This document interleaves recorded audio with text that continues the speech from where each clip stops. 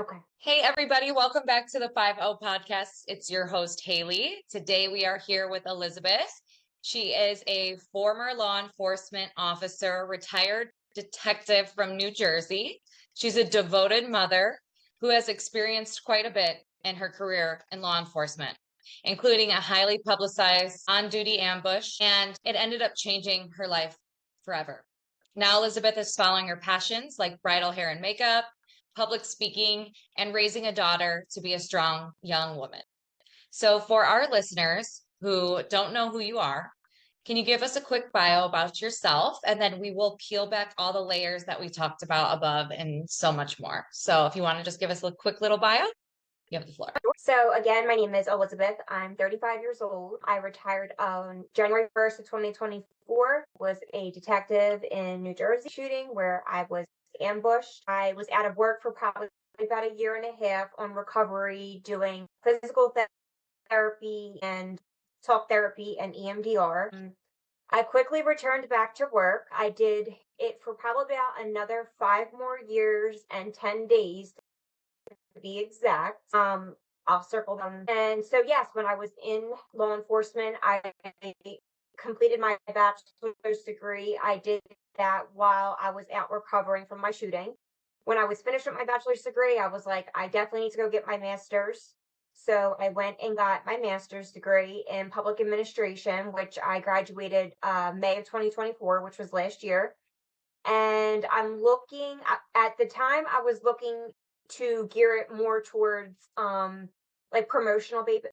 Now I'm gearing it more towards like executive or leadership roles and whatever that looks like. I'm still trying to figure that out and navigate. And I am a single mom. I have been a single mom since my daughter was, she literally had just turned 1. So yeah, she is a huge impact to me. And we are just chucking through life, going with it. I love that. You're so adore you because you're kind of like me, where like we look a certain way and you wouldn't expect, you know, you to be so badass and like this detective out here undercover and all the other things that you've done in your career, which we'll talk about.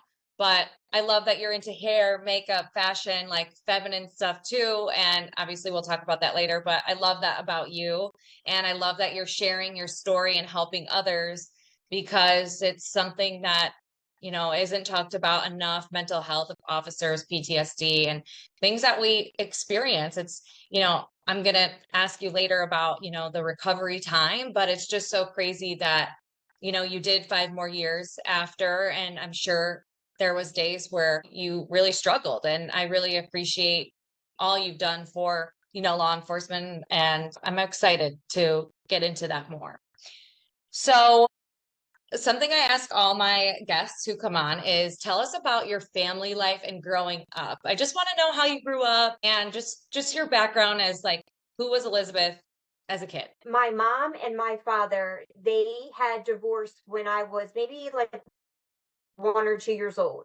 So my stepdad had raised me. However, my dad was still like a part of my life. I went and visited him on weekends with my older sister. I had a stepmom at the time when they were married. She was great. My father was a New Jersey state trooper. My stepfather was a local town cop. So yeah, I had two families, good homes. Emotionally aspect, it wasn't the best. I did see a lot of domestic violence, emotional disruption. So I feel like not only just always felt like I had to help other people and like people just naturally would just come to me and tell me things and start speaking to me about whatever the situation is they want to talk about. So being a helper and a leader was like second nature to me. And so yeah, I went to college. I went to a local community college in New Jersey. I did that for a couple semesters and then I was like, I think I want to go do hair because I just wasn't in the school mindset at that time. Like I was still in like my early party phases. So me locking in was just I knew going to be very tempting and hard. So I went and got licensed in cosmetology. When I got my license, I went and did hair for 3 years and I returned back to school almost completed my associates when I got picked up with the department that I had retired from. So, also a little bit of domestic violence when I was going through the police academy, where I was kicked out of my home because I was dating somebody outside of my race. And my family, I guess you could say, was very old school Italian. You know, whites need to stick with whites, blacks need to stick with blacks. But me, I guess the type of individual I am, I like to go against the grain.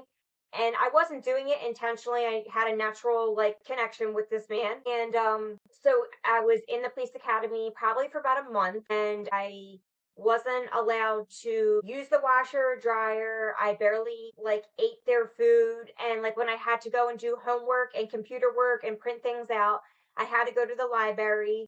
And while I was at the library, like there was like a laundromat around the corner. So I would do like my uniforms, press everything, get everything pressed. A month in, like I said, they had kicked me out. And I went and lived with my mama, which is my mom's mom. And she lived down the shore. So down the shore by the beach, like that's how we say like the locations, I guess you could say. So that was probably about an hour away from the police academy. So I used to drive to and from every single day, an hour there, an hour back. And I was like, this isn't going to stop me. Like, if anything, you just put the fire under my ass and made me more motivated to complete this big like process of my life that you just I graduated the police academy, and I was probably on the job for about so when I had wrote the information report stating that I couldn't obviously be on the streets, they transferred me to the detective bureau, and I worked alongside a special victims unit and missing persons unit where I basically got to understand like a full foundation and background on how they operated, to the point that a month prior to me leaving, I was asked to return to the detective bureau in SVU. So obviously, of course, I'm going to take that opportunity. And I did. Again, I quickly returned back to work. I was only out of work with my daughter for 3 months because I was so scared for whatever reason that the spot wasn't going to be there for me. So I returned to work. I remember my first day back from having my daughter. The first case I had was a dead little girl. I think she was maybe 2 years old. I could still like visualize the entire thing. So I was like, okay, this is what it's gonna be. I was in special victims probably for about a year. Then I got transferred to generalized investigations, which was like a night shift, but we did a combination of pretty much everything. And then I got transferred to the narcotics unit. So I was in narcotics for 6 months, maybe 6 to 9 months total. And during that time, I was transferred to the FBI for a wiretap investigation as like a loner. So that's where my whole incident occurred. Okay, that makes sense. So you've done a shit ton in your career. You've got to experience a lot of really cool units and investigations and a lot in your career. But I love how you talked about just growing up. It's so interesting to see like why people choose this route in this career. And it sounds like you were a very determined, young woman, and just like I'm listening to your story and I'm just like I can't even imagine. And I'm sure you were too, like I was just such a young kid like in the academy. I can't even imagine like going to a laundromat and doing my clothes and pressing my uniform and driving an hour alone. Oh my God, like just your resilience alone really shows the kind of person you are. And my family's old school Italian too, so I know how tough family can be on you, and I really like admire your resilience and what you went through. And I'm sure that makes you just such an amazing mom today. I can't even imagine. But so you talked Yeah, about how she's you like got it. Sorry, we're breaking up she's a little bit. everything for me. Oh, good. I'm sure she is. I can't even imagine. How old is she? She's 8. 8. Okay. That's a fun age. She's like, what, second grade? Yes. So you get into this, is it like an FBI task force that you were in undercover when your incident happened? So I was with HIDA, like our narcotics unit, but we were a loaner to the FBI. So I Okay. guess you could say it was a task force because we did undercover work, we did surveillance, the whole nine. Yeah. Okay. So let's get into it. So I've read some articles from a third party. It says, like, and you're going to tell us way more than what I actually even know about it. But basically, I read that, you guys were at like a red light and a car pulls up and shoots like 27 rounds at your vehicle, you and a partner. And I think it was a male partner. Again, you can describe this to me. And there was a manhunt for 3 individuals involved in this shooting. I want you to take us through that day. Like, what did you eat for breakfast? Like, I want you to just take me through, like, you woke up that day, like, were you having a bad day? Were you having a great day? Like, take us through that day, because for people who are listening that aren't police officers, you can literally be eating McDonald's, chilling, and something crazy can change the trajectory of your entire life. So take us through that day, if you don't mind, whatever you're comfortable with sharing. No problem. So I was initially supposed to work that day. I don't remember my schedule specifically, but that week, for whatever reason, of course, our schedules changed. So the incident happened on a Tuesday, and I say that for the simple fact that Mondays and Tuesdays were days that I could work overtime because she was with her father. And I was only, I guess, 2 months into being a single mom at this point. So the motivation that I needed to upkeep, a normal lifestyle for me and my daughter, those were my money making days. So I came into work, I did an overtime detail, and we got information when we checked in with the FBI that there was a house, probably about maybe 7 minutes from the target location. And somehow there was some sort of connection and maybe some possible movement within that house too. But we were advised to go out, sit on the house, see what, anybody coming and going, cars going to and from, any foot traffic, yada, yada, yada. So we sit on the house, no movement, don't see anything, nothing's like out of the norm. He was like, my partner was like, let's go get like Chick-fil-A for dinner and then we'll come back to work. Okay. So we go, we get Chick-fil-A. These are the We parts are of the story good. that need to be heard. Like, these are and sorry, I didn't mean to stop you, but like, even the fact that this was an overtime shift, like, this isn't your normal day to work, like, everything happens. So nothing is ever mundane. Like, nothing is okay. Keep going. I love it so far. No, you're right. Everything you're saying, everything, I guess now as I reflect, is aligning the way it should have, or whatever. So we go, we have our Chick-fil-A, we eat, we go back to work, and we probably circle the target location maybe like one, maybe 2 times at the max. Like, obviously, we don't want to drive in our undercover car and get made. So somehow, when we were driving through, somebody saw this car, which was a Audi hatchback. Which, if you read in the articles, there is a picture of it, like on a certain side. Apparently, hold on, let me keep going, and then I'll backtrack to the vehicle. So now it's about 8:30 at night, and we're driving down Broadway, and in the area that I was at is a very well lit area. It is known for prostitution, so around 8:30 to 9, 10ish, like there is some foot traffic there. So I'll revert back to as to why I'm mentioning all these specific details. So we have come to this red light, and it was a white van, older model. They had the green light, but they didn't go to the through their green light. So me not even paying attention to the van not going because I wasn't focused on that. Rihanna comes on. And I remember saying to him, like, oh my God, I love this song. And he was like, I like the song too. Like, I haven't heard it in so long. What song was So, it? we feel love in a hopeless. Like, Wow. Okay. can't make it up, okay? This is crazy. 'Cause I know. So as I go to turn the volume up a little bit more, I hear a shot.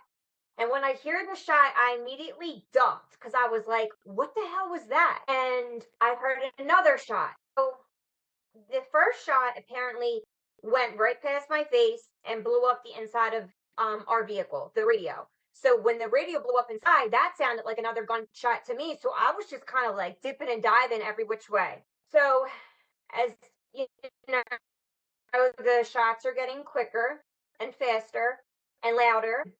I notice that the bullets start coming through my windshield at me. So as they're coming at me, I put my eye level to the dashboard and I'm trying to pull the trigger. And my gun wasn't pulling, like it wasn't firing. So as I went to transition to see if my safety was off, I mean, I was screwing around with the thing, trying to figure out what the hell was going on. And when I go to transition, I noticed my trigger finger was shot. And when I go to shoot with my left hand, at that point, all the windshield is so cracked that I cannot fire my gun out because I can't see. Again, people are in that immediate area, and I can't just aimlessly fire my gun out and hope that I hit the suspects. So when the shots were being fired at me, I remember seeing a Hispanic or black male, light skinned black male. He had a white t shirt on, black shorts, black wave cap with a hat over top. And I can still visualize the whole scene of him, like I could see like the flash from the gun, the front of it when it was shooting at me. Like I could still visualize all these things. So mind you, there was 25 rounds in 7 seconds. And in the course of me telling you how I got hit, when I went to transition, all these things, all these outside factors that are happening, rounds stop coming in to my car, and I go to look over and my partner's not in the driver's seat. And the car wound up, I guess, like hitting the curb or hitting a pole, and that's what like put it was like the shot stopped, the car hit the curb or the pole, whatever it was. I look over, he's not there. So I'm like, oh my God, where's my partner? And he comes running back to the car and he was like, oh my God, I thought you were dead. Oh my God, I thought you were dead, because everything was coming through my side of the windshield and started in coming through my passenger side door. And throughout the duration of the investigation, I remember detectives telling me the only thing that saved me was the make and model of the vehicle, because I would have been lit up like the whole right side. So I was blessed. I'm like, oh, thank God we were in that type of car. So the reason after, during the investigation, apparently in the moment, these guys thought that we were somebody else who they were beefing with at the time, I guess is the best way to put it. And the car that we had was very similar to the car that he had. And apparently he was like a big time drug dealer and so on and so forth. So at first they didn't know we were cops. I say that to say, when I was in the hospital, I remember an individual tried to make contact with me in my room, and I had a police officer, female, specifically guarding my room, and she walked up to this guy and was like, who are you here to see? And he was like, I'm just trying to see who got shot, or whatever he said to her. And come to find out, we don't know if it was somebody from that drug set area that was like, did you guys just shoot cops type thing. So they put the hospital on lockdown, security out front of my room and his room, obviously. Again, still, it was still fresh. They didn't know we were cops. So let me go back a little bit farther. My partner saying, I thought you were dead. And I exit my vehicle. I walk around to him. I see he was shot 2 times in both arms. Immediately I was like, okay, I don't need a tourniquet because it wasn't hitting any main arteries. And, we're both standing and he's screaming at me. And I'm like, you need to calm down because I need you to put this out over the radio. Like, we need to call this out. So as I'm trying to like de escalate him, he's screaming at me, why are you so calm? Like, why are you so calm? And I'm like, because we have to, like, my muscle memory just kicks in immediately. Like, location, so on and so forth.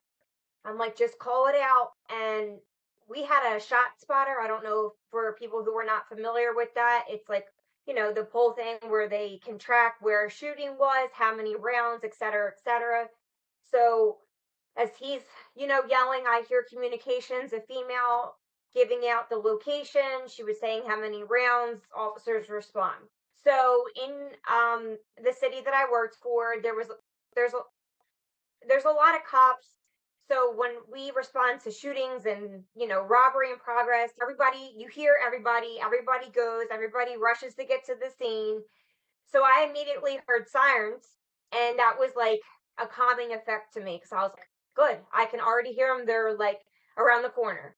So again, that's another reason why I was able to like be a little bit calm and just like push through. And we're just like literally in the middle of this freaking road, and I'm like, I don't even know what I need out of my car. Like, I need to get my vest. I need to get my book bag. Like, what do I do? I'm fumbling with my gun. It was just chaos. So the officer comes, he puts my partner in the back seat and doesn't try to take me because he didn't know that I was hit. Partner's like yelling at him, like, no, she's hit too. Put her in the car. Come on, come on.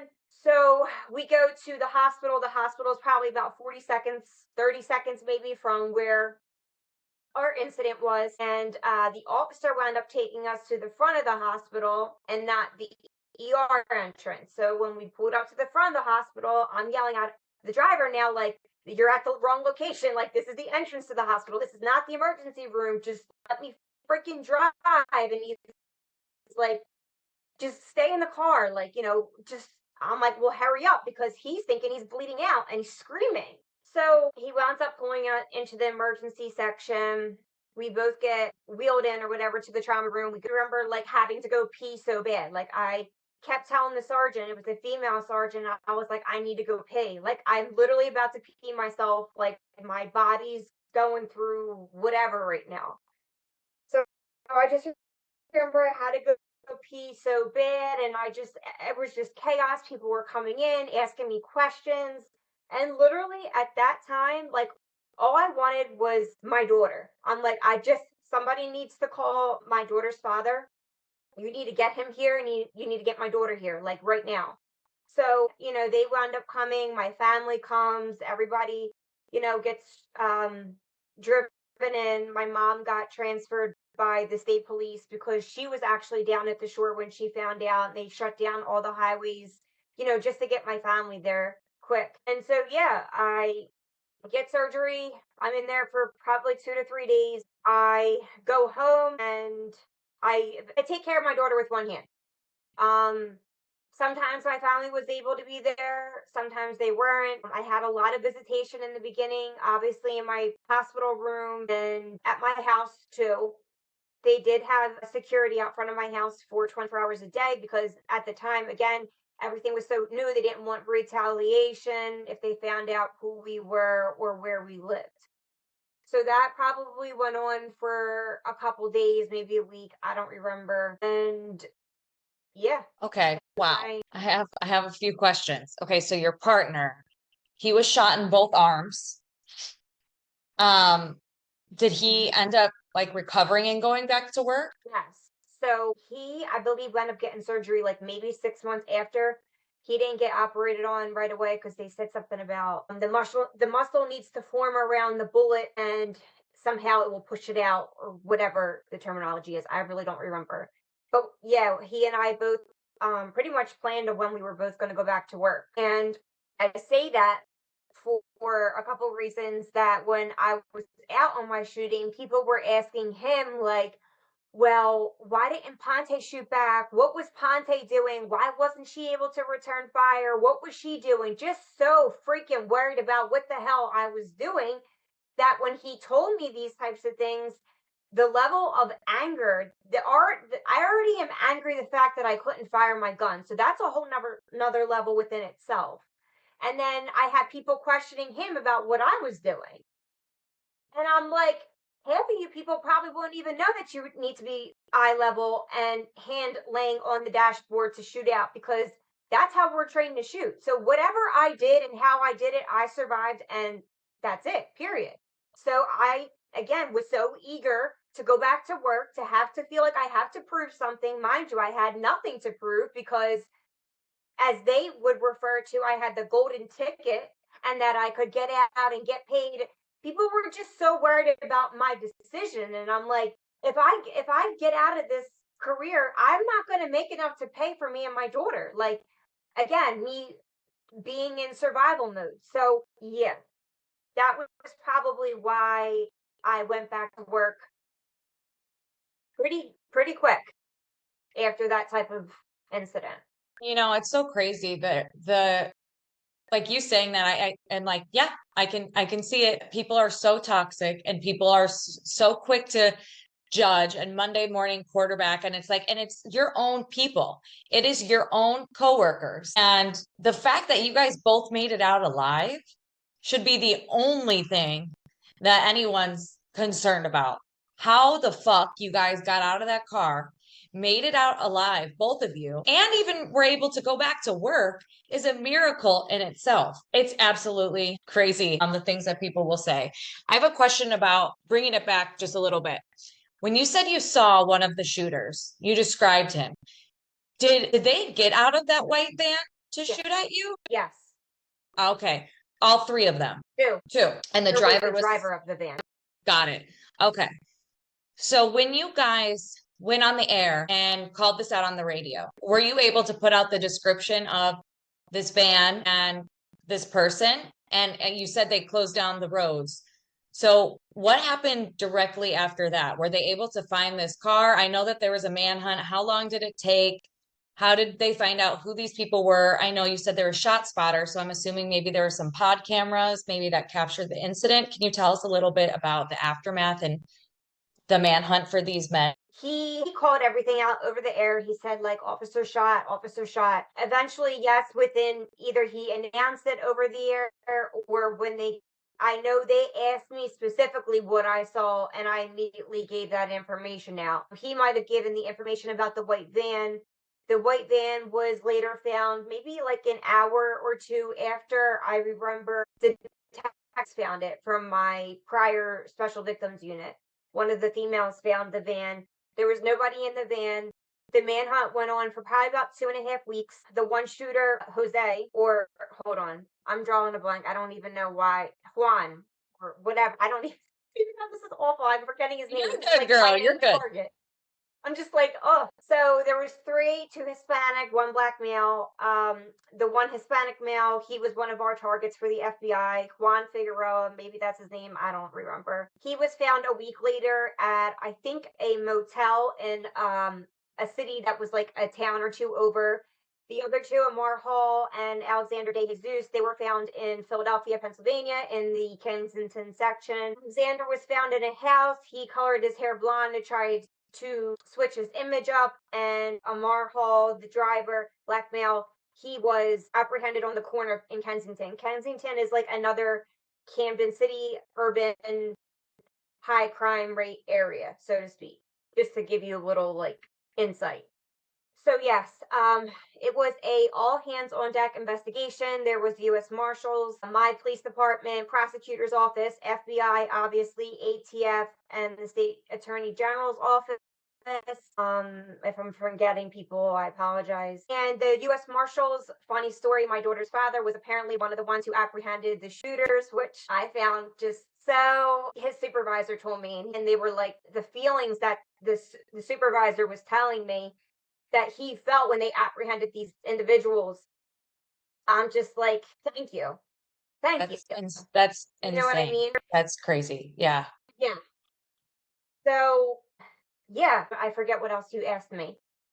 No, you're good. You're good. So, how did they know who these people were? Was there like camera footage? How did you guys know who?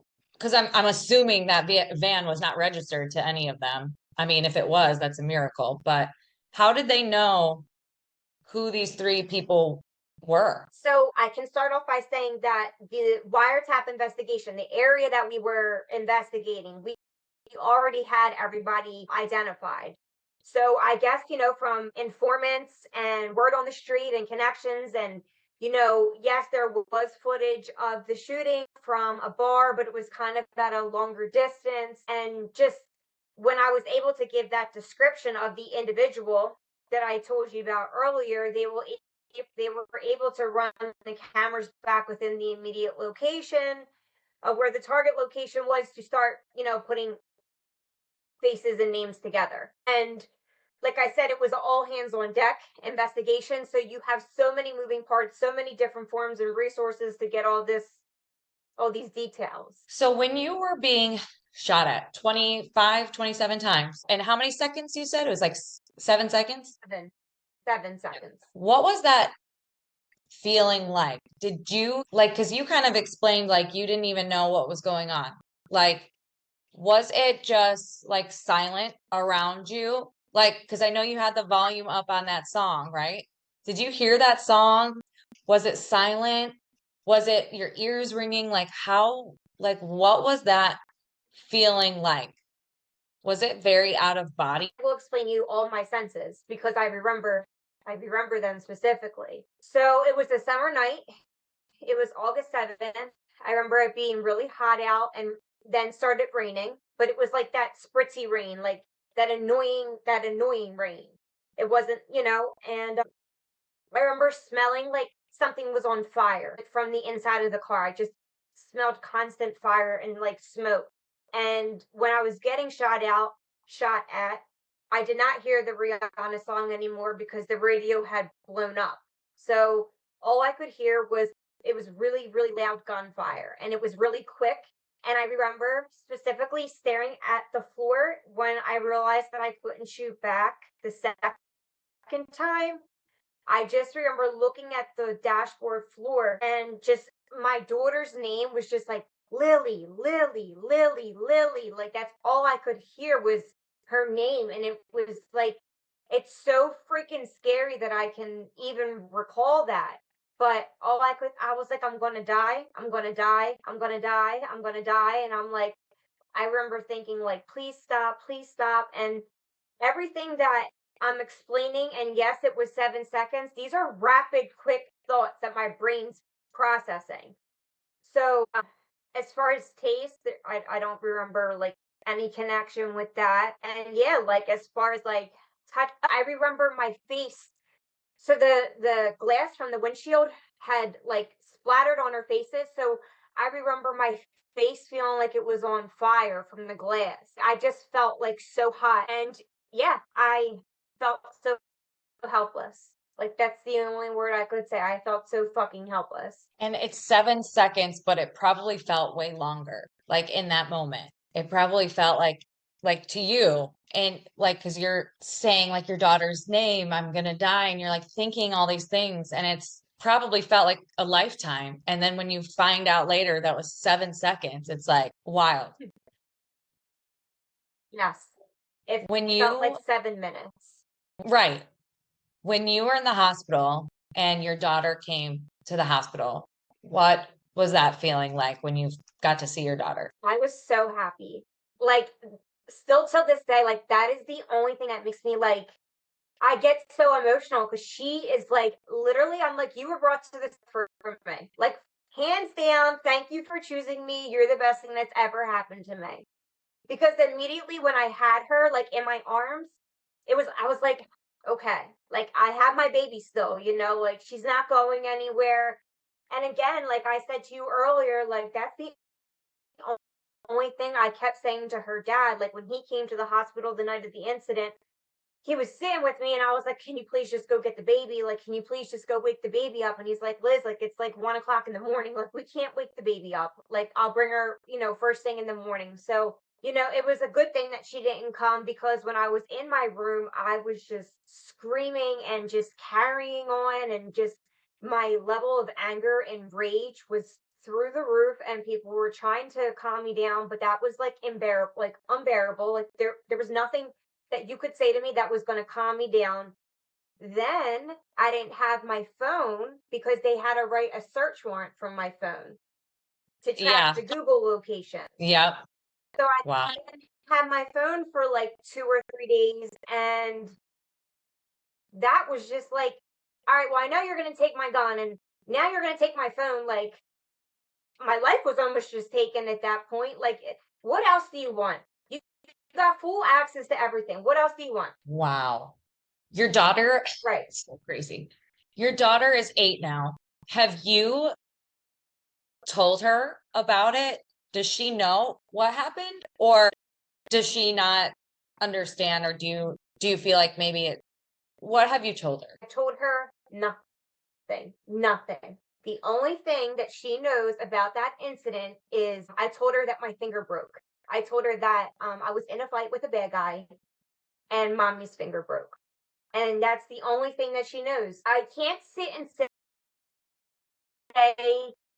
an exact time frame that I want to tell her. However, I feel like it's going to be sooner than I anticipated because recently, now that I'm on this journey with advocating and telling my story and voicing my feelings and being that voice, right? She had asked me recently, like, Mommy, did you get shot? And I remember, like, I was looking at the wall or something, and I was like, no, no. She's like, well, did you get tased? And I was like, no, I didn't get tased, Liliana. And then I quickly just changed the subject, and she hasn't brought it up since. So when I do like Zoom calls, podcasts, whatever the situation entails when it comes to this, I always frame it for when she's at school. She is more ahead than most. And so I think she's going to eventually put two and two together. And I hope that when I do tell her, I hope her reaction is just like, I'm just grateful to have my mom. I'll be there. I will support her. We will make sure she's in therapy. There will not be no culture shock, I guess you could say, where she's just going to spiral from it, which I don't think she is. Maybe I'm just being a little bit dramatic, but I went through a lot and I was a single mom and I can tell you the help is still to this day is like limited to none. So I don't know where I was going even with this. But just I her, I I guess appreciation for me will just be that much more elevated. right. And that's why I asked is because it's totally your decision and like your journey to tell her when you want to tell her. And I respect you so much for protecting her and her mental health. And I know that you've had your own mental health journey. I mean, how could you not after what you went through? So when that day comes, when you tell her, I definitely think that, she'll understand and one day she will understand. And hearing you speak out, and now that you're starting to do this stuff, I think that she'll be really proud. And I think you have obviously an insane story to tell. And the fact that you're alive is a testament. So, how long were you out of work after the incident? And I know you said your decision to go back was obviously to feed your family and provide. Did you ever think of doing something else in that moment? Or was it just laser focus? I got to get back to work. I need to make it back. How was that process of deciding to go back? And how was the process of maybe it was your healing, what's it called? Physical therapy? I was out of work. I believe it was a year and 2 months. I did 6 months, 4 to 6 months of PT, and then talk therapy. I did up until I went back. And Day, who is my therapist, I still see her. She has literally another huge impact of my life as my therapist. So yeah, I had I had other, when this incident happened, yes, I had an urge to go back, but what I'm doing now is what I wanted to do 5 years ago, but I didn't have the necessary resources or confidence within myself to even like do what I'm doing now. I'm grateful in a sense. Yes, I feel like everything happens for a reason.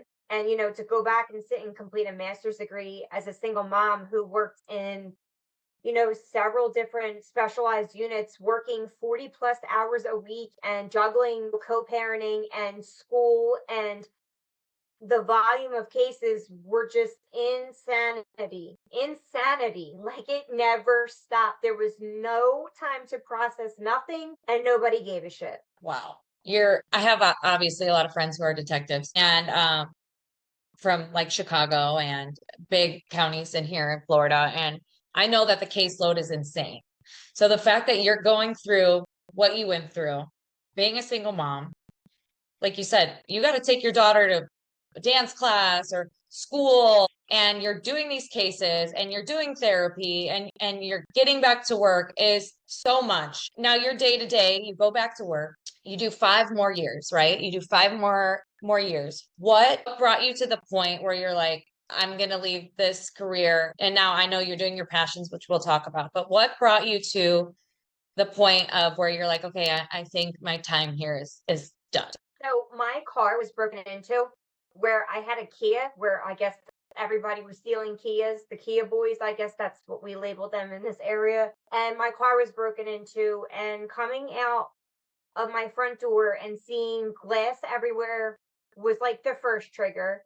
Then I started being over paranoid because I felt like somebody was watching me again. Reverting back to my shooting, who's following me, so on and so forth.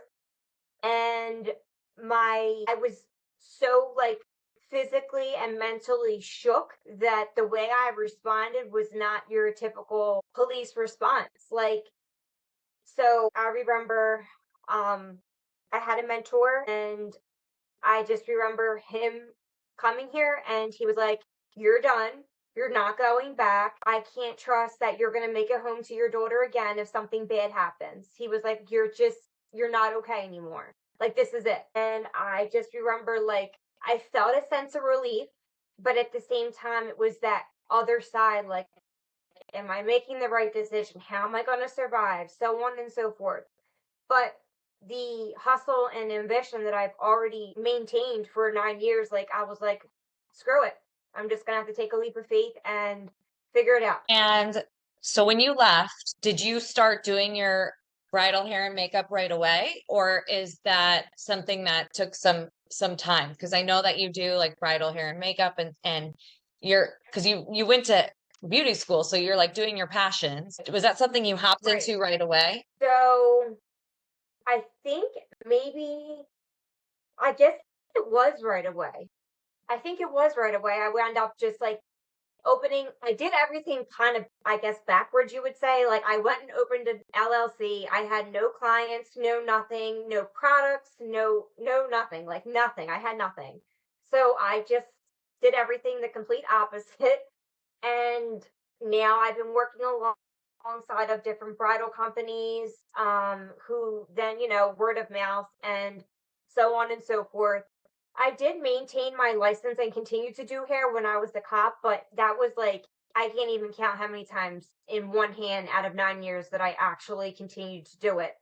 So I say all this to say, I remember being a hairdresser back in 2011, and 2011 to 2015 or 14, and just being able to, everybody left happy. Everybody felt that much more confident. So, like, that's what I was used to doing. And then I come to a complete different career aspect where everybody's coming to me in crisis, and it's my like goal to fix everything and protect everybody. So yes, some leave happy, some don't leave happy. Some I'm even scared because I'm like, well, I hope this restraining order works. So now to go back to cosmetology and giving back and seeing everybody happy and like not being in that type of environment is a culture shock in the beginning. And I felt like all my power was taken from me. But now, as I'm going through my healing journey, I feel like I'm gaining all that slowly back. And like, I don't have to do an 8:30 to 7:30, 8:30, 9:30, 10:30 at night job Monday through Friday. Like, I don't have to do that anymore. Like, and I can take my daughter to school every single day, pick her up from school every single day, and she's happy, I'm happy. We have a slow morning, like normal things. Feel like a relief, and you must feel like, wow, I really made it, like at this point, because you survived. You did 9 years. I mean, you've probably helped thousands of people. You've probably solved thousands of cases, made amazing memories and connections and everything. But like you said, it probably feels like such a relief to now do something that you love, be able to still provide for your family, and be able to make people feel good on a daily basis. And you feel good on a daily basis. It must be so good for like your mental health and just your life in general. Yes, yes, It's important for officers to know that there is another side. Like if it's your time to go, or if you feel like this isn't, the end all be all for you, it's important to know when it's okay to leave, and that there will and can be a, another career for you. Mhm. Mhm. So after your shooting, I guess I'm kind of going backwards. Sorry. There was one question I did want to ask you. How did your department handle your mental health and the shooting? You don't have to say anything specific, but in general, were they missing the mark? Did they do a good enough job taking care of you guys? Did they check in? And what would you, maybe, this is kind of a loaded question, but say if another department had officers in a shooting, what would you suggest like they do to support their officers who just were involved in something traumatic? Sure. So, from my personal standpoint, I felt like in the beginning, and while I was out, more so in the beginning, yes, there was multiple check-ins, multiple, making sure you're okay. When I returned to work, I felt like it never happened. I say that to say I didn't even meant as a lead police instructor at the academy. I took this role for the simple fact that maybe this will help me get to voicing incident that had me involved in, and I can use this as a learning tool for the new recruits. I say this to say I was never given that opportunity. So when I started to address it, it was like brush under the rug, nobody to talk to. And at this point, I'm like, well, I'm not going to tell anybody anything. And that's what I ended up leaving. So I wound up transferring out. But that's why I said earlier I wanted to advocate and voice and even dive deep even further in the anatomy and physical aspect of mental health because I had so many side effects. I was on for 5 years post shooting every single day. So I was like a function. Literally, I was so programmed that it was like wake up, go to work, come home, cook dinner, take care of my daughter. I'd be so annoyed, just so aggravated, so when I first walked in. God only knows what the hell was going to happen the next day. So all that mental health again, no, no. I'm from a 300 plus man department. Cool, but I felt like mental health was not taken seriously. Well, it wasn't taken seriously because there was several that I'm not going to specifically speak on that has happened and brought it up to the chain of command and nothing done. Brush under the rug. So it was my personal choice. I would make sure that that department and any other department, you provide daily check-ins with either advocates of prior law enforcement, prior military, maybe in a civilian who specializes in some sort of mental health. Do it maybe every 6 to 9 months, like you would when you go to qualify. So every 3 to 6. If somebody wants to talk about something, sure, there's the open door. Here's the pamphlet. Maybe you'll look at the pamphlet, maybe you won't. But no, these are the direct resources that you can use. And use these because you don't trust the process or you don't trust your other peers that are in their officer resilience program, which is something that I went through personally. This is the type of insurance we have. This is the number you want to call if you want to seek other further resources, therapists, doctors, whatever it is that you need. Yeah, I feel like most people could probably relate to what you're saying, where it's all in the beginning, everyone's taking care of you. It's maybe even more of a look. Like it's like we look good, like we're here, we're helping you. And they miss the mark on following up, and they miss the mark on just taking care of their officers. You fall by the wayside, you're back at work, and it's just like, she's fine, everything's fine. And they could really, like you said, utilize your story, have you be a voice. And instead, it's just like, go back to work, here's your cases, whatever. And it's not even to say that like they're doing a bad job. It's like they don't even know what to do. Because I feel like so many of these people in power, like brass and stuff, they obviously are typically older men who've been in this department for God knows how long, and they didn't have any mental health resources when they were police officers. They were told to not talk about their feelings. And now that they're in this position of power, they have no idea, you know, how to help others because they never were given help themselves. So I don't totally fault them for that, but it needs to be something where they need to be trained on it, and they probably have their own traumas that they are not getting help for. Let's be so for real. But there needs to be more things in place, more follow-ups. And I like how you said we do things so routinely. Like we have our routine qualifiers, our routine this, our yearly physical, whatever. Why aren't we throwing something in with a mental health check-in? We're doing all these other things. Why not do some, like, and like you said, throw a resource out there. If you don't want to use it, then I guess, that's on you, but at least give people the opportunity to know that there is help if they want it. Right. And somebody that is, like your go-to for that, to navigate whatever it is that you need. And if that's a civilian, then let it be a civilian. Somebody who is not inside with the other officers, even though that gets mixed upon itself, but or just have a complete outsider. Yeah, absolutely. What would you say to someone if they're listening, or in the future something happens to an officer that gets involved in some sort of shooting or really traumatic incident? What would be your advice for them to do afterwards? What would you tell them? I feel like there's so much I would tell them. Like, it's okay. It's okay to not be okay. Like, this pain and this feeling that you're feeling is temporary. And I know it's easier said than done, but I've been through it.